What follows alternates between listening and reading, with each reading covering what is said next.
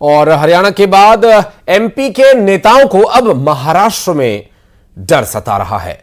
महाराष्ट्र के सह प्रभारी और मध्य प्रदेश के कांग्रेस नेता कुणाल चौधरी ने कहा, जिस तरीके से हरियाणा में लोकतंत्र हारा उस तंत्र को जीता, उससे हम लोग अब अलर्ट मोड पर हैं। चिंतन और मंथन कांग्रेस में लगातार चल रहा है।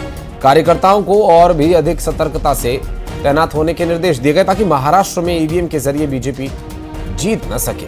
वहीं महाराष्ट्र के सह प्रभारी के बयान पर बीजेपी ने पलटवार किया। भाजपा प्रवक्ता शिवम शुक्ला ने कहा कि एक तरफ कांग्रेस जीतने का दावा करती है, दूसरी तरफ ईवीएम में गड़बड़ी के आरोप भी लगाती है, जबकि सबको पता है हरियाणा में कांग्रेस की हार की वजह संगठन का कमजोर होना है। हरियाणा में तंत्र जीता है, जनतंत्र हारा है, और महाराष्ट्र के अंदर अब और ताकत के साथ लगेंगे कि ये जो 10-15 हजार वोटों की सेटिंग करने की कोशिश करते हैं, उससे ज्यादा मतों के साथ हम बैठेंगे और निगरानी करेंगे। इसके ऊपर गहन चिंतन मंथन सब चल रहा है और पूरी ताकत के साथ कांग्रेस पार्टी अपने कार्यकर्ताओं के साथ नजर रखे। देखिए, कांग्रेस पार्टी कितनी हास्यपूर्ण बातें करती है। एक और तो चुनाव में उन्हें इस बात की भी संभावना है कि शायद चुनाव में जीत जाएं, दूसरी ओर ईवीएम पे भी आरोप लगा रहे हैं, जबकि वास्तविकता यह है कि हरियाणा के भी नेता जो जमीन पर जिन्होंने राजनीति की, चाहे कुमारी सैलजा हो, रणदीप सिंह सुरजेवाला हो, सभी ने स्वीकार किया कि कांग्रेस की अपनी अक्षमताओं के कारण कांग्रेस को पराजय झेलनी पड़ी। कांग्रेस का वहां पर संगठनात्मक स्ट्रक्चर नहीं है। कांग्रेस पार्टी ने जो मुद्दे उठाए, जनता उनसे कनेक्ट नहीं कर पाई, और जो जन भावना के साथ राजनीति करने की बात कांग्रेस के भीतर होनी चाहिए वो नजर नहीं आई, जिसके कारण कांग्रेस लगातार विपक्ष में है। और महाराष्ट्र में भी स्थिति उसी ओर अग्रसर है। और कुणाल चौधरी सह प्रभारी हैं, वहां पर उन्होंने जमीनी हकीकत देखी होगी कि जनता का विश्वास और उत्साह प्रधानमंत्री मोदी जी और वहां हमारी जो महायुति की सरकार है उसके साथ है। इस कारण अभी से वह अपनी संभावित हार को जस्टिफाई करने के लिए इस प्रकार के और कुणाल चौधरी कह रहे हैं कि तंत्र जीता है, लोकतंत्र हारा है।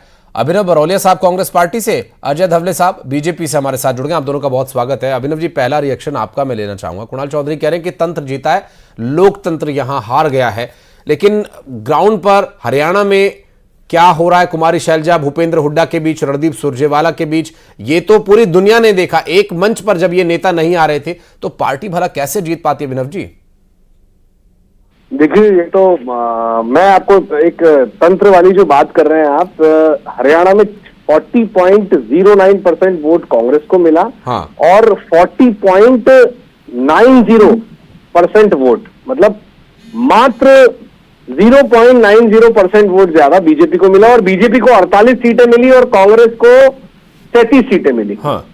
तो इसी से ही जनता को समझ में आ रहा है कि ऐसा क्या रिफ्लेक्शन है कि 10 सीटों का अंतर आ रहा है। 20 से 22 सीटों पर जिस तरीके से मतलब आप 77 सीटों पे पहले आगे चल रही है, 10 साढ़े 10 बजे तक कांग्रेस और 10 सीटों पर बीजेपी है। तो ये हर जनमानस के बीच में सवाल है। ये मीडिया ठीक है, इस पे आप लोग कोशिश कर रहे हैं कि कैसे भी बीजेपी को बताया जाए कि वो जबरदस्त तरीके से उसको सबका समर्थन मिला है। तो आप वोटिंग परसेंटेज से लेके हर चीज को देख सकते हैं कि किस तरीके से गेम प्लान करके मोदी वोटिंग मशीन कह लें या कुछ भी कह लें आप, ये कुछ ना कुछ कलाकारी है इसमें, जिसकी तह तक शायद हम भी नहीं पहुंच पा रहे हैं, आप भी नहीं पहुंच पा रहे होंगे, लेकिन समय जरूर पहुंचाएगा आने वाले समय में। अभिनव जी, पहुंचिएगा कैसे? आपके नेता तो एक दूसरे के बाल पकड़े हुए हैं, वो एक दूसरे के बाल छोड़ने को राजी नहीं है। भूपेंद्र हुड्डा शैलजा को फूटी आंख नहीं सुहा रहे, कुमारी शैलजा भूपेंद्र हुड्डा की बात नहीं करना चाहती है, रणदीप सुरजेवाला अलग राग लिए घूम रहे हैं। तो ये सारी बातें उस वोटिंग परसेंटेज पर फोकस नहीं करने दे रही हैं। संगठन में थोड़ा बदलाव करने की आवश्यकता नहीं महसूस हो रही है हरियाणा में? जी आशीष जी, हमें आपने मुझसे पूछा तो मुझे बोलने देना चाहिए था ना आपको। आपके पास तो पूरा समय रहेगा बोलने का। हाँ। मेरे को तो कुछ मिनट मिलेंगे। तो मेरा इतना कहना है आपसे कि क्या आपको मंच पे शैलजा जी और हुड्डा जी के साथ राहुल जी की फोटो नहीं दिखी थी? कहीं पर ऐसा कुछ दिखा था आपको क्या पूरे चुनाव में? अभी आप जो स्टोरी बता रहे हैं उसका इससे कोई तात्पर्य नहीं है। ये तो बनाया जा रहा है कि कांग्रेस में लड़ाइयां हैं, ऐसा कहीं भी नहीं है। जनता, आप ये बताइए कि हमें 4 सीटें मिली हैं, हमें 37 सीटें मिली हैं 40.09% वोट के साथ। जी, हम परसेप्शन के साथ देखिए का अंतर अभिनव जी बहुत कम है। देखिए, मैं अब ज्यादा इसमें डिटेल में जाऊंगा तो फिर आप समय बहुत ज्यादा हो जाएगा, लेकिन बहुत ज्यादा समय एक ही खबर पर हम देंगे तो और भी खबरें हमें बतानी है। लेकिन हाँ, ये विषय है आप कह रहे हैं कि वोटिंग परसेंटेज बहुत कम है बीजेपी और कांग्रेस का, जिसमें कोई दो राय नहीं है, और कई सीटों पर बीजेपी और कांग्रेस के नेताओं के बीच हार का भी अंतर उतना ही, बहुत मार्जिन भर है। हालांकि हमारे साथ अभी भारतीय जनता पार्टी के प्रवक्ता अजय धवले जी भी मौजूद हैं, मैं उनके पास भी जाऊंगा, लेकिन इस बीच हमारे सहयोगी शैलेंद्र लगातार हमारे साथ जुड़े हुए हैं। शैलेंद्र, जो स्थिति यहां फिलहाल बन रही है, मध्य प्रदेश में उसका असर ना दिखाई दिए, इसके लिए मध्य प्रदेश कांग्रेस, मध्य प्रदेश बीजेपी भी अब एक्टिव नजर आ रहे। जो हरियाणा में हुआ वो मध्य प्रदेश में ना हो, कांग्रेस ये चाहेगी? देखिए भाई, ये डर इसलिए है मध्य प्रदेश के नेताओं को कि मध्य प्रदेश के नेताओं की जिम्मेदारी जो है वो महाराष्ट्र में भी है। मध्य प्रदेश कांग्रेस के नेता भी वहाँ जिम्मेदारी संभाल रहे हैं, बीजेपी के नेता भी जिम्मेदारी संभाल रहे हैं। कुणाल चौधरी जो पूर्व विधायक भी है वो वहाँ के सह प्रभारी भी हैं। यही कारण है कि वो कह रहे हैं कि जिस तरीके से तंत्र के माध्यम से हरियाणा में जिस तरीके से जीत दर्ज की है वो काम बीजेपी महाराष्ट्र में ना कर पाए, इसके लिए वो अलर्ट मोड पर रहेंगे। हालांकि बीजेपी जो है उसको लेकर साफ तौर पर ये बात कह रही है कि देखिए, जब जीतने की बात आती है तो ईवीएम ठीक होती है, लेकिन जब हारने की बात आ जाती है तो ईवीएम पर ठीकरा फोड़ने लगते हैं। और अगर सह प्रभारी लगातार वहां के दौरे कर रहे हैं, उसके बावजूद भी अगर ये मान रहे हैं कि ईवीएम के जरिए हराया जा सकता है, तो बीजेपी का सीधे तौर पर यह आरोप है कि कहीं ना कहीं महाराष्ट्र में जो संभावित हार जो है वो कांग्रेस को नजर आ रही है, और उसी के चलते अभी से ईवीएम को लेकर ठीकरा फोड़ने का काम सह प्रभारी ने शुरू कर दिया है। लेकिन जिस तरीके से मैं शायद लौटूंगा, अजय धवले हमारे साथ मौजूद हैं। अजय जी, जैसा कि अभी अभिनव भाई बोल रहे थे कि ये जो बातें हैं ये वहां पर हैं ही नहीं, वो तो कुमारी शैलजा, राहुल गांधी और भूपेंद्र सिंह हुड्डा के फोटो तो मंच पर लग ही रहे थे, वो एक अलग विषय। लेकिन मध्य प्रदेश में उस तरह की खींचतान नहीं है जो हरियाणा में देखने को मिल रही थी।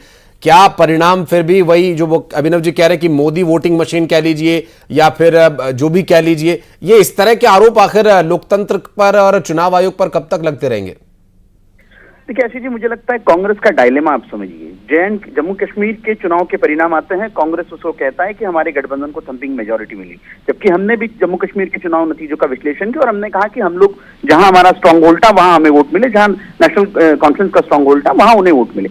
लोकतंत्र में जनता का जनादेश सर्वोपरि होता है, मुझे लगता है इसको मानने की आवश्यकता है। अभिनव जी जब वोटिंग परसेंटेज काउंट करा रहे थे तो उन्हें 2018 के मध्य प्रदेश विधानसभा चुनाव के आंकड़े पूछ लीजिए, वोटिंग परसेंटेज में भारतीय जनता पार्टी को कांग्रेस से अधिक वोट शेयर मिला था, लेकिन हमारी सीटें कम आई थी, उनसे 4-5 सीटें हमारी कम आई थी। हाँ। तो हमेशा से रिफ्लेक्शन वोटिंग परसेंटेज का सीटों में ये नहीं होता। हमने हरियाणा में भी यही देखा है, कंपैरेटिव एनालिसिस आप कर लेंगे, हरियाणा में ऐसी 3 मुस्लिम बहुल सीटें जहां कांग्रेस का वोट शेयर लगभग 50% से अधिक है, तो वहां पे कांग्रेस का वोट शेयर बढ़ जाता है। लेकिन आप जब बाइफर्केशन करने जाएंगे इसको वोट टैली में, तो कांग्रेस पीछे रहेगी। आप नहीं महाराष्ट्र की यदि बात करें तो महाराष्ट्र में कांग्रेस का इनफाइटिंग जगजाहिर है। निश्चित रूप से कुणाल चौधरी जो खुद अपना चुनाव एक बहुत बड़े मार्जिन के साथ में हार चुके हैं, वहां उन्हें सहप्रभारी बनाया गया। तो मुझे लगता है कांग्रेस की दिक्कत ही यही है कि जिनको जमीनी हकीकत नहीं पता, जो लोग चुनाव जीतने में सक्षम नहीं है, वो संगठन का नेतृत्व कर रही है। यही हरियाणा में हुआ था, किस प्रकार से टिकटें बांटी गई है। आज खुद कांग्रेस को कवर करने वाले लोग बता रहे कि किस प्रकार से अपने अपने पट्टों को टिकट देकर कांग्रेस ने जो एक जीती हुई बाजी हार में तब्दील कर दी। तो कांग्रेस का ये अंतर्गत विषय है।